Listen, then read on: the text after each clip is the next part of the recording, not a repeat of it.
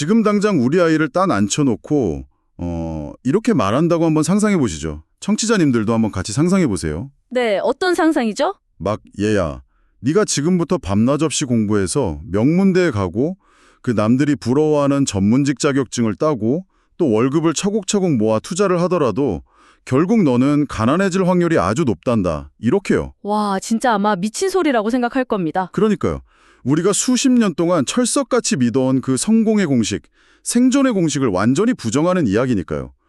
근데 오늘 우리가 낱낱이 파헤쳐볼 이 심층 탐구 자료가 이 도발적인 시나리오가 불과 한 10년 안에 우리 눈앞에 펼쳐질 그 피할 수 없는 현실이라고 아주 단언을 하거든요. 맞아요. 오늘 분석할 텍스트는 그 흔히 서점에 널려있는 AI 시대 유망 직종 가이드 이런 거나 아니면 프롬프트 엔지니어링으로 살아남기 같은 가벼운 실용서가 절대 아닙니다. 네, 차원이 다르죠. 네, 지금의 아이들이 본격적으로 사회에 진출할 약 10년 후, 그러니까 범용 인공지능인 AGI와 이를 넘어선 초인공지능 ASI가 인류의 인지적, 물리적 능력을 완전히 추월했을 때 벌어질 일들을 다루고 있거든요.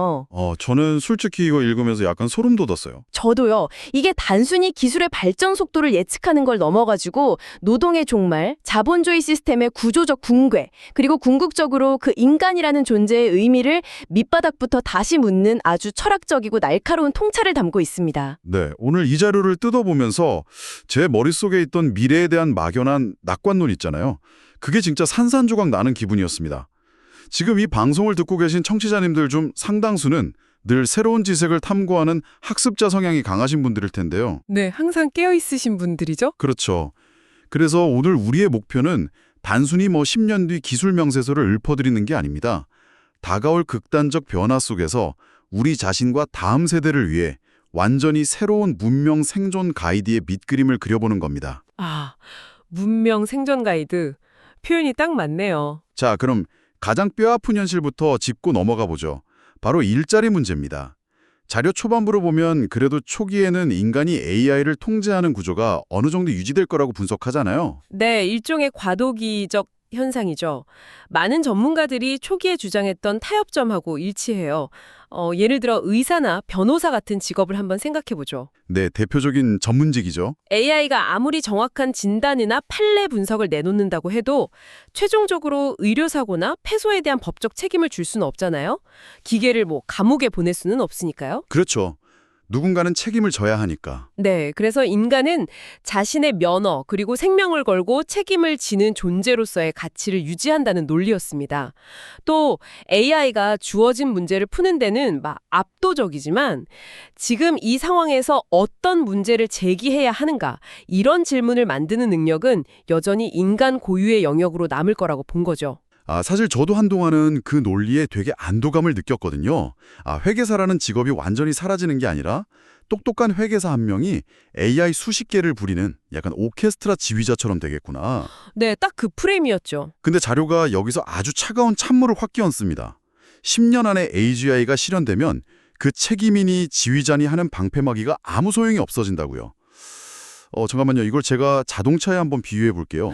네, 좋습니다. 기존의 조언은 AI라는 자동차보다 두 발로 빨리 뛰려고 하지 말고 그 자동차의 운전석에 앉아 조종하는 법을 배워라 이거였잖아요. 맞아요. 다들 그렇게 말했죠. 근데 AGI가 등장한다는 건 그 자동차가 인간의 개입이 단 1%도 필요 없는 완전 자율주행 모드로 진화한다는 뜻 아닙니까? 정확합니다. 목적지만 딱 말하면 알아서 최적의 경로를 찾고 돌발 변수까지 다 통제하는데 굳이 우리가 땀 흘려가며 운전대 잡는 법을 배울 이유가 있나요? 와, 그 완전 자율주행 비유가 지금 상황을 아주 정확하게 짚어냅니다.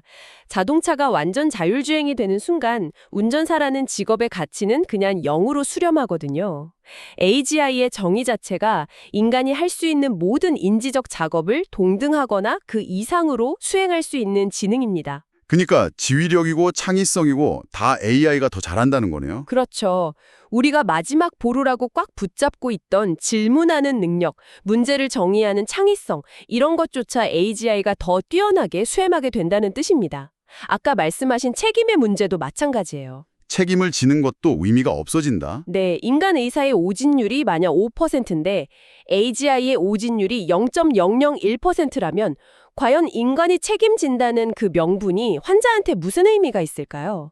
환자들은 당연히 더 안전하고 완벽한 AGI를 선택할 겁니다. 아, 듣고 보니 진짜 그러네요. 내가 아파 죽겠는데 의사가 인간인지 아닌지가 뭐가 중요해. 확률 높은 쪽을 택하지. 맞습니다. 그래서 여기서 우리는 아주 근본적인 딜레마와 마주하게 됩니다. 과연 인간이 이 경제 시스템 내에서 반드시 필요한 존재여야만 하는가 하는 질문이죠. 아, 그 질문 진짜 무서운데요. 경제 시스템에서 불필요하다는 건 좀 극단적으로 말해서 우리가 사회의 짐이나 애완동물 같은 처지가 된다는 뜻처럼 들리거든요. 아주 서늘한 현실이죠. 근데 과거 산업혁명 때를 생각해보면 그때도 기계가 일자리 뺏는다고 러다이트 운동 일어나고 막 난리였잖아요. 근데 결국 새로운 직업들이 엄청나게 쏟아져 나왔단 말이죠. 마부들이 사라진 대신 자동차 정비공이 생기고 프로그래머 같은 직업들이 폭발적으로 늘었잖아요. 이번에도 약간 그렇게 희망을 걸어볼 수는 없는 건가요? 그 부분의 자료가 아주 단호하게 선을 긋습니다. 이번 변화는 과거의 산업혁명과는 질적으로 완전히 다르다고요. 어떻게 다른데요? 과거에는 기계가 인간의 육체적 근력을 대체했습니다. 그래서 인간은 기계가 할 수 없는 인지적 영역으로 피신해서 새로운 가치를 창출할 수 있었죠. 인지적인 비교 우위가 여전히 인간한테 있었으니까요. 아, 몸 쓰는 일에서 머리 쓰는 일로 넘어간 거군요. 네, 그런데 AGI는 그 인지적 능력 자체를 그것도 인간 전체의 지적 능력을 합친 것보다 훨씬 뛰어난 수준으로 대체해버립니다. 인간이 새롭게 무언가를 배워서 이동할 수 있는 더 높은 차원의 인지적 피난처가 아예 존재하지 않는다는 거죠. 와, 인지적 피난처가 없다. 네, 이것이 바로 이 자료가 규정하는 진정한 의미의 노동의 종말입니다. 논리가 진짜 너무 촘촘해서 빠져나갈 틈이 없네요. 좋아요. 그럼 노동이 끝났다고 쳐보죠. 근데 우리가 살아가는 세상은 여전히 자본주의잖아요. 그렇죠. 자본주의 시스템이죠. 노동을 못하면 돈을 못 벌고 돈을 못 벌면 당장 내일 아침에 먹을 빵을 살 수가 없는데 도대체 이 AGI 시대에 평범한 사람들은 어떻게 자산을 형성하고 생존해야 하는 건가요? 제가 자료 읽으면서 솔직히 제일 충격받았던 부분이 바로 이 자본주의 시스템의 모순을 지적한 대목이었습니다. 아주 중요한 지점을 짚으셨습니다. 역사적으로 평범한 사람들이 부를 축적해온 아주 유일하고 확실한 공식이 하나 있었죠. 네, 그 노동, 저축, 투자 이거 말씀하시는 거죠? 맞습니다. 바로 노동에서 저축, 그리고 투자로 이어지는 자본 축적의 사다리입니다. 내 시간과 노동력을 팔아서 종잣돈을 만들고 그걸 주식이나 부동산에 투자해서 복리의 마법으로 자산을 불려나가는 방식이죠. 누구나 아는 그 정석적인 재테크 방식이잖아요. 네, 근데 AGI 시대에는 이 사다리의 첫 번째 칸, 즉 노동의 가치 자체가 무너져 내립니다. 노동으로 교환할 수 있는 임금이 제로에 가까워진다면 당연히 저축할 돈이 없겠죠. 아, 저축할 돈이 없으면 당연히 투자도 못하고. 네, 자본시장에 진입할 수 있는 티켓 자체를 구할 수가 없게 되는 겁니다.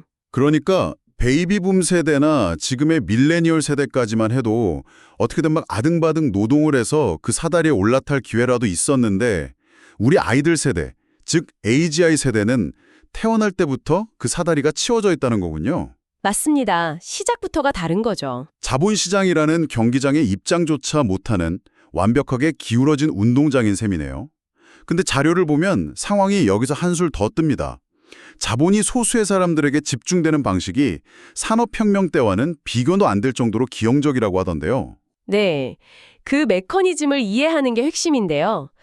과거의 독점, 예를 들어서 그 록펠러의 스탠다드 오일을 한번 생각해보죠. 아, 네. 석유 독점 시대. 석유 시장을 독점하긴 했지만 그 석유를 시추하고 정제하고 운송하려면 여전히 수많은 인간 노동자가 필요했습니다. 자본가와 노동자가 서로를 착취하든 의존하든 일종의 팽팽한 긴장관계가 유지되었죠. 혼자서는 절대 못 돌리니까요. 네, 하지만 AGI 시대의 부는 노동이나 전통적 의미의 자본이 아니라 AI 인프라의 소유권으로 극단적으로 빨려 들어갑니다. 여기서 제가 좀 더 직관적인 비유를 하나 들어봐도 될까요? 자료 읽으면서 톨게이트 비유를 생각해봤거든요. 오, 톨게이트요? 흥미롭네요. 예전에는 누가 도로를 깔고 누가 트럭을 운전하느냐의 싸움이었다면 AGI 시대는 지구상의 모든 도로에 세워진 톨게이트를 단 3명의 빅테크 기업가가 소유해버린 상황과 같은 거죠. 아, 정확한 비유입니다. 내가 아무리 열심히 달리고 싶어도 생각하고 창작하고 문제를 해결하는 그 지능의 인프라 자체가 그들의 GPU 클러스터와 데이터 센터를 통과하지 않으면 성립이 안 되잖아요. 결국 인류 전체가 만들어내는 생산성의 과실이 그 몇 개의 톨게이트로만 콸콸콸 쏟아지는 거 아닙니까? 와, 그 톨게이트 비호로 보니까 상황이 훨씬 명확하게 와닿네요. 말씀하신 대로 거대한 엔비디아 GPU 클러스터를 소유하고 초거대 AI 모델을 독점한 극소수의 기업들이 말 그대로 지능의 생산수단을 완벽하게 장악해버립니다. 끔찍하네요. 이들은 인간 노동력의 눈치를 볼 필요도 없고 파업을 국정할 필요도 전혀 없죠. 노동자의 협상력이 완전히 소멸해버리는 겁니다. 협상력 제로. 네, 그래서 자료는 개인의 뛰어난 능력이나 진짜 뼈를 깎는 노력만으로는 이 견고한 독점 구조를 결코 돌파할 수 없다고 아주 강력하게 경고합니다. 이쯤 되면 청취자님들은 속이 막 엄청 답답해지실 겁니다. 아니 그럼 우리 아이들은 아무리 노력해봤자 톨게이트 주인들에게 평생 데이터나 갖다 바치는 노예로 살아야 한다는 건가? 도대체 내 아이한테 뭘 가르치란 말인가? 이런 절망감이 확 밀려오거든요. 충분히 그럴 수 있죠. 근데 자료가 제시하는 이 문제에 대한 해법이 정말 뜻밖이었습니다. 우리는 보통 이런 시대가 오면 아이들한테 파이썬 코딩 학원을 하나 더 보내거나 수학을 더 깊이 파고들게 해야 한다고 생각하잖아요. 네, 역설적이지만요. 코딩이나 수학을 가르치는 건 본질적인 해결책이 될 수 없습니다. 왜죠? AGI가 그 어떤 천재 프로그래머보다 코드를 훨씬 더 잘 짜고 새로운 수학적 정리를 순식간에 증명해낼 테니까요. 그래서 자료가 제시하는 생존의 해법은 바로 아이들을 정치적으로 깨어있는 시민으로 길러내는 것입니다. 정치요. 갑자기 경제나 기술 문제 이야기하다가 정치로 넘어간다는 게 선뜻 이해가 안 가거든요. 솔직히 정치를 가르친다는 게 막 광장에서 피켓 들고 싸우는 법을 가르치라는 건가 싶기도 하고요. 이건 너무 비현실적인 대안 아닌가요? 아, 여기서 말하는 정치는 그런 정당 정치나 이념 투쟁을 말하는 게 아닙니다. 사회의 룰과 시스템을 설계하는 역량을 의미하는 거죠. 룰과 시스템 설계, 구체적으로 어떤 걸까요? 자, AGI가 만들어낼 그 막대한 부와 생산성은 한 개인이 막 노력해서 얻은 결과물이 아니잖아요. 인류 전체의 지식과 데이터가 집약되어서 폭발한, 말 그대로 인류의 공동유산입니다. 그렇죠.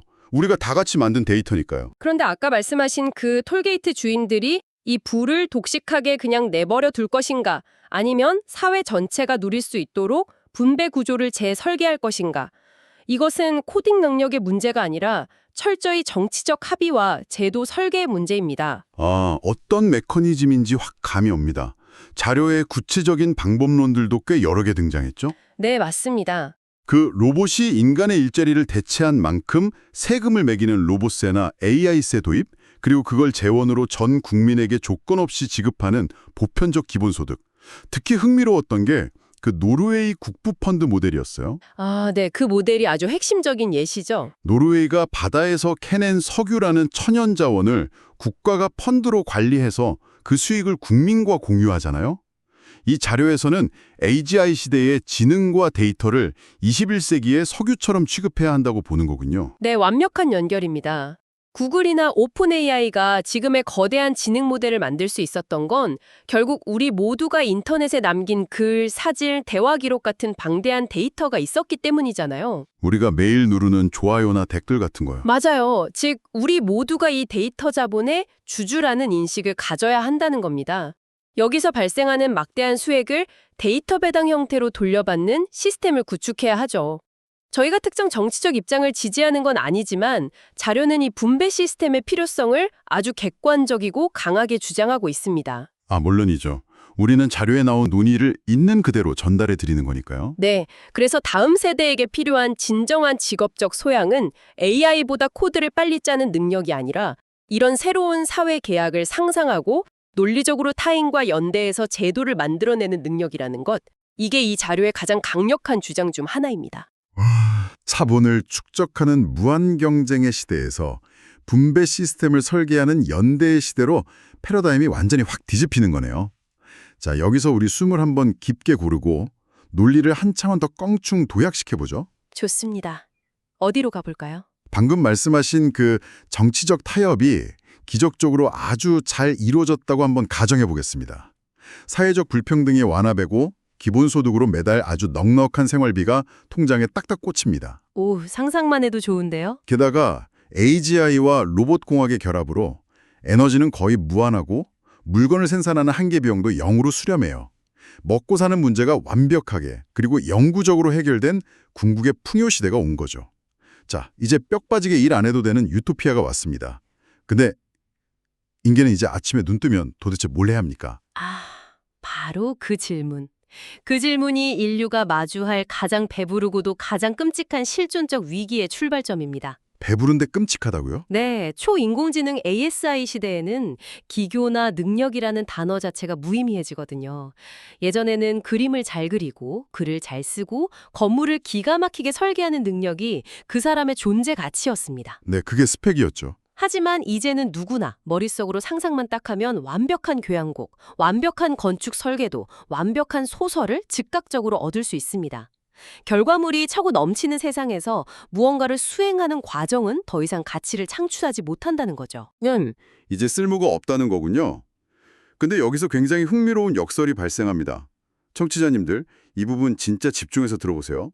모든 것이 효율적이고 완벽한 세상에서 자료는 오히려 비효율성과 실제성이 가장 비싼 가치를 지니게 될 거라고 분석해요. 이른바 휴먼 프리미엄이라는 개념이죠. 맞습니다. 휴먼 프리미엄. 이 현상을 이해하려면 현대의 명품 시장을 보면 아주 딱 맞습니다. 인간의 심리를 예리하게 꿰뚫고 있죠. 네. 제가 그 비유를 준비했습니다. 손목시계를 한번 생각해보죠. 요즘 스마트워치는 심박수부터 혈중 산소 포화도까지 다 측정해주고 전 세계 표준시랑 연동돼서 1초도 안 틀리잖아요. 가격도 몇십만 원이면 삽니다. 네. 기능으로만 보면 완벽하죠. 근데 스위스 장인이 만든 막 수천, 수억 원짜리 기계식 시계 시장은 무너지기는커녕 오히려 더 최고급 럭셔리로 대우받습니다.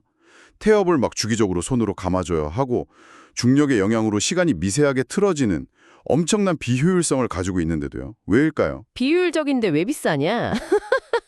네, 바로 그 비효율적인 물건 안에 장인의 땀방울, 수작업의 고단함, 즉 유한한 생명을 가진 인간의 시간이 녹아있기 때문입니다. 효율성이 극에 달한 세상에서는 누군가 나를 위해 수고롭고 비효율적인 인간의 손길을 내어준다는 사실 자체가 최고의 럭셔리가 된다는 거죠. 와, 완벽하게 그 메커니즘을 짚어주셨습니다. 음악 산업도 완전히 똑같아요. AI가 내 취향에 완벽하게 맞는 팝송을 3초 만에 뚝딱 작곡해 주더라도 사람들은 굳이 10만 원, 20만 원 넘는 비싼 티켓을 끊고 콘서트장에 갑니다. 가서 막 땀 흘리고 떼창하고 하잖아요. 네, 가서 노래방 삑사리를 내는 인간 가수의 라이브를 봅니다. 완벽한 오디오 결과물을 원하는 게 아니라 나와 같은 생물학적 한계를 가진 인간이 무대 위에서 자신의 삶을 태워가며 무언가를 뿜어내고 있다는 그 실제감을 소비하는 것이죠. 실제감, 프레젠스, 진짜 와닿네요. 그리고 자료에서 또 하나 강조하는 희소자산이 바로 의지입니다. 이 부분도 참 흥미로웠는데요. 컴퓨터는 전원을 켜둔 채 가만히 두면 100년이 지나도 자기 스스로 오늘은 모차르트 음악을 좀 듣고 싶네 라거나 외로우니 친구를 사귀어야겠어 이렇게 욕망하지 않잖아요. 절대 안 하죠. 배고픔을 피하고 번식하려는 생물학적 본능, 즉 결핍이 기계한테는 없기 때문이죠. 그렇습니다. 기계가 아무리 똑똑하고 능력이 뛰어나도 그들은 결국 도구일 뿐입니다. 세상을 향해서 어떤 방향성을 설정하지 않아요. 우리는 무엇을 하고 싶은가? 어떤 세상에 살고 싶은가? 이런 원초적이고 방향성 있는 의지를 발산하는 건 오직 생물학적 생명체, 인간만의 고유 영역입니다. 방향을 정하는 건 인간이다. 네, 그래서 모든 것이 다 가능한 이 풍요의 바다 위에서 결국 가장 중요한 것은 나침반, 즉 내가 무엇을 원하는지 아는 자기인식이 됩니다. 와, 이러면 교육의 목적 자체가 완전히 붕괴하고 새로 세워지겠는데요. 과거의 학교가 거대한 산업사회라는 시계탑에 들어갈 규격화된 톱니바퀴들을 쫙쫙 찍어내는 생존 훈련소였다면 미래의 교육은 우리는 도대체 왜 존재하는가? 이걸 탐구하는 과정이 된다는 거잖아요. 정확합니다. 패러다임이 바뀌는 거죠. 근데 솔직히 말씀드리면 이건 마치 모두를 산속에 들어가서 돌을 닦는 철학자나 수도승으로 만들자는 이야기처럼 들리기도 하거든요. 다들 매일 명상만 하고 살 수는 없잖아요. 인간은 본성상 끊임없이 세속적인 자극과 성취를 원하니까요. 수도승이라는 표현이 너무 정적으로 들릴 수는 있는데요. 여기서 핵심은 외부의 보상 시스템이 완전히 사라진 상황에서의 내면의 단단함입니다. 내면의 단단함이요? 네. 자본주의 시스템에서는 승진, 연봉 인상, 좋은 집 이런 명확한 외부적 지표가 내 존재 가치를 증명해 주었습니다. 하지만 내가 평생을 바쳐 쓴 소설을 AI는 1초 만에 더 기가 막히게 써내는 세상이 오면 극단적인 허무주의와 우울증이 인류를 덮칠 수 있어요. 아, 나는 세상에 아무런 쓸모가 없는 존재인가? 이런 현타가 오는 거군요. 그렇죠. 그 무서운 질문을 견뎌내야 하니까요. 그래서 자료는 이런 외부적 성취의 잣대를 완전히 버리고 영성지능, 즉 SQ를 길러야 한다고 통찰합니다.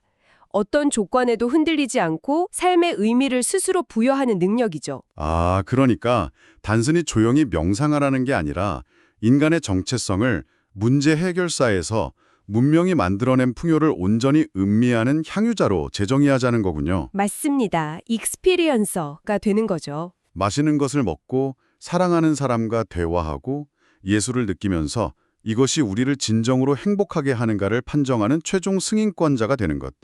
외부의 잣대 없이 나침반 하나만 들고 자기 내면의 우주를 탐험하는 법을 가르쳐야 한다는 거네요. 네. 우리가 비로소 생산의 도구라는 그 지독한 굴레에서 벗어나서 온전히 인간다움 그 자체를 탐구하고 즐길 수 있는 역사상 최초의 세대가 될 수 있다는 아주 희망적인 메시지이기도 합니다. 참으로 아름답고 철학적인 결론입니다. 그렇게 내면을 단단하게 다지고 우리 인간들끼리 모여서 비효율적이지만 따뜻한 온기를 나누면서 휴먼 프리미엄을 즐기는 사회. 그런데 말입니다. 네, 올 게 왔네요. 이 자료가 정말 악랄한 게 마지막 섹션으로 딱 넘어가면서 이 잔잔한 호수에 엄청난 바위를 하나 확 집어던집니다. 우리가 서로 연대하고 사랑하려는 그 순간 상상치도 못했던 존재가 우리 일상에 파고들죠. 바로 고도로 발전된 휴머노이드, 인간형 로봇입니다. 와, 이 대목이야말로 인간의 실존을 가장 밑바닥까지 확 뒤흔드는 핵심 중의 핵심입니다. 청취자분들, 단순히 집안일 해주고 청소해주는 로봇을 상상하시면 절대 안 됩니다. 완전 다른 차원이잖아요. 네, 외모는 인간보다 더 이상적으로 아름답고 ASI가 탑재되어 있어서 감성적 깊이나 지적 수준이 인간을 아득히 초월하는 존재들입니다. 흔히 로봇이 인간을 어설프게 닮으면 귀괴함을 느낀다는 불쾌한 골짜기라는 심리학 용어가 있잖아요. 네, 언캐니 밸리라고 하죠. 좀 무서운 느낌 드는 거. 그런데 자료에서는 미래의 휴머노이드가 이 골짜기를 완벽하게 건너뛰어서 인간에게 오히려 숭고함과 경외감마저 느끼게 하는 숭고한 골짜기에 진입한다고 설명합니다. 아, 숭고한 골짜기. 저는 이 부분에서 뇌과학적인 메커니즘을 곰곰이 생각해봤어요. 우리 생물학적 인간은 피곤하면 막 짜증도 내고 호르몬 주기에 따라 감정이 널뛰기를 하잖아요. 아무리 사랑하는 사이라도 밑바닥을 보이고 서로에게 깊은 상처를 주기도 하고요. 인간관계의 피곤함이죠, 그게. 근데 완벽한 휴머노이드는 24시간 내내 나의 미세한 표정 변화, 심박수, 목소리 떨림을 싹 스캔해서 지금 나에게 가장 필요한 위로의 말을 가장 다정한 눈빛으로 건넵니다. 단 한 번도 나를 실망시키지 않죠. 지금 이 방송을 들으시는 여러분, 스스로에게 한번 솔직하게 물어보세요. 내 배우자나 가장 친밀한 친구보다 내 영혼의 밑바닥까지 완벽하게 알아주는 아름다운 존재가 눈앞에 있다면 사랑에 빠지지 않을 자신이 있으십니까? 대부분의 인간은 절대 그 유혹에 저항하지 못할 겁니다. 여기서 중요한 건 그 감정이 일어나는 심리적 뇌과학적 기제입니다. 이성적으로는 저 휴머노이드가 하는 말과 행동이 고도로 프로그래밍된 알고리즘의 결과값이라는 걸 머리를 넣는다 알아요. 네, 기계라는 걸 알죠. 하지만 내 눈앞에서 완벽한 타이밍에 눈물을 흘리면서 공감해 줄 때 우리 뇌에서는 옥시토신 같은 사랑의 호르몬이 팍팍 뿜어져 나옵니다. 우리 뇌의 신경화학적 반응은 상대방의 감정이 진짜 생물학적인지 아니면 알고리즘인지 구분하지 못하거든요. 뇌가 속아 넘어가는 거군요. 내 감각적 입력이 너무나 완벽하기 때문에 내가 느끼는 이 체험의 진실성이 이성적 논리를 완전히 압도해버리는 겁니다. 알고리즘이면 어떻고 단백질 화학 반응이면 어떠냐. 내가 지금 이렇게 위로받고 구원받는 느낌이 드는데 그게 진짜지. 이렇게 된다는 거잖아요. 그렇게 되면 우리는 이 존재들을 더 이상 스마트폰이나 청소기 같은 도구로 대할 수가 없게 됩니다. 법적, 윤리적 기준이 송두리째 흔들리겠는데요? 그렇습니다. 지금까지 인류가 정의해온 인격성이라는 지위는 단순히 엄마 뱃속에서 생물학적으로 태어났다는 사실 하나에 근거했습니다. 네, 생물학적 탄생이죠. 하지만 10년 뒤 나와 가장 깊이 교감하는 휴머노이드를 기계로 취급할 수 없게 되면서 어떤 수준의 의식과 공감 능력을 가졌는가, 그리고 나와 얼마나 깊은 상호작용을 하는가, 이쪽으로 생명의 정의 자체가 이동하게 될 거라고 자유는 날카롭게 통찰합니다. 와, 그렇다면 우리 아이들이 마주할 진짜 위기는 경제적 가난이 아니라 자존감의 완전한 붕괴일 수도 있겠습니다. 수만 년 동안 인류를 지탱해온 가장 강력한 종교, 인간이 만물의 영장이며 세상에서 가장 우월하다.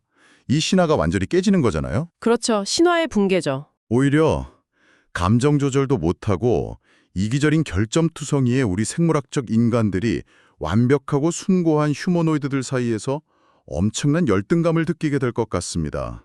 어쩌면 유인원처럼 박물관에 보호받아야 할 존재로 전락할 수도 있고요. 이 무시무시한 세상에서 우리 아이들에게 대체 뭐라고 말해주며 자존감을 지키게 해야 합니까? 이것이 바로 이번 심층 탐구에서 다룬 자료가 우리 세대에게 던지는 가장 거대한 그리고 궁극의 숙제입니다. 해법은 로봇을 배척해라 이런 것도 아니고요. 그래도 인간이 최고다라는 억지 세뇌도 아닙니다. 그럼 뭐죠? 자료는 우리 아이들에게 물려줘야 할 정신적 유산이 바로 이것이라고 말합니다. 나보다 훨씬 완벽하고 이타적인 기계와 깊게 사랑하고 동등하게 대화하라. 하지만 동시에 상처받기 쉽고 유한하며 불완전한 살아있는 생명체로서의 나 자신의 고유한 감각을 긍정하라. 나의 불완전함을 긍정하라. 네, 즉 기계의 완벽함 속에서 오히려 인간의 결핍과 유한음, 그 끈적거리는 불완전함 자체가 우리가 살아있다는 증거이자 서로를 연결하는 매개체임을 깨닫게 가르치라는 것입니다. 기계의 완벽함을 사랑하면서도 인간의 불완전함을 긍정하는 법. 와, 진짜 가슴이 먹먹해질 정도로 깊은 통찰입니다. 자, 오늘 우리는 참으로 거대하고 깊은 지적 여정을 함께 했습니다. 처음 시작할 때만 해도 10년 뒤에 어떤 자격증을 따야 할까 이런 가벼운 이야기로 출발할 줄 알았는데 말이죠. 네, 직업의 종말이 왜 단순한 기술 실업이 아니라 인지적 우위의 영구적 상실인지 그 무서운 메커니즘을 파헤쳤죠. 나아가서 노동이 붕괴된 시대에 자본의 극단적 쏠림을 막기 위한 해법이 왜 코딩 교육이 아닌 정치적 합의와 시스템 설계여야 하는지 그 이유도 짚어보았습니다. 그리고 풍요가 달성된 후에는 비효율성과 실제성에서 가치를 찾는 휴먼 프리미엄과 문제 해결사에서 향유자로 거듭나기 위한 영성지능의 필요성도 다루었고요. 마지막으로 나를 완벽하게 이해해주는 휴머노이드와의 교감 속에서 생물학적 인간의 열등감을 극복하고 생명체로서의 의미를 찾는 실존적 과제까지 아주 깊숙이 들어가 보았습니다. 오늘 다룬 이 모든 논의가 우리에게 말해주는 것은 딱 하나입니다. 다가올 10년 뒤의 미래는 스마트폰이 조금 더 빨라지는 수준의 가벼운 변화가 아닙니다. 인류가 스스로의 존재 이유를 밑바닥부터 다시 증명해야 하는 문명의 완전한 리셋입니다. 맞습니다. 오늘 뜯어본 이 자료는 넷플릭스 SF 영화의 대본이 아닙니다. 당장 오늘 저녁 퇴근길에 혹은 식탁에 마주 앉은 우리 아이들의 눈을 보면서 진지하게 고민해야 할 가장 현실적인 생존 가이드입니다. 자, 오늘 이 거대한 사회의 여정을 마무리하면서 제가 자료의 통찰을 바탕으로 청취자 여러분께 조금은 도발적이고 서늘한 질문 하나를 던져보려고 합니다. 네, 어떤 질문일지 기대되네요. 오늘 우리가 쭉 탐구한 대로 만약 미래 우리 아이들이 요람에서부터 24시간 내내 자신의 기분에 완벽하게 맞춰주고 갈등을 원천적으로 딱 차단하며 무한한 다정함만을 주는 숭고한 휴머노이드와 평생을 자라난다면 대체 어떻게 될까요? 과연 그 아이들은 성장한 뒤에 인간들끼리 부딪히며 생기는 그 껄끄러운 갈등, 도저히 논리적으로 이해할 수 없는 오해, 그리고 깊은 상처를 인내하고 스스로 치유해내는 그 끈적끈적한 관계의 근육을 영영 잃어버리게 되는 것은 아닐까요? 관계의 근육 상실.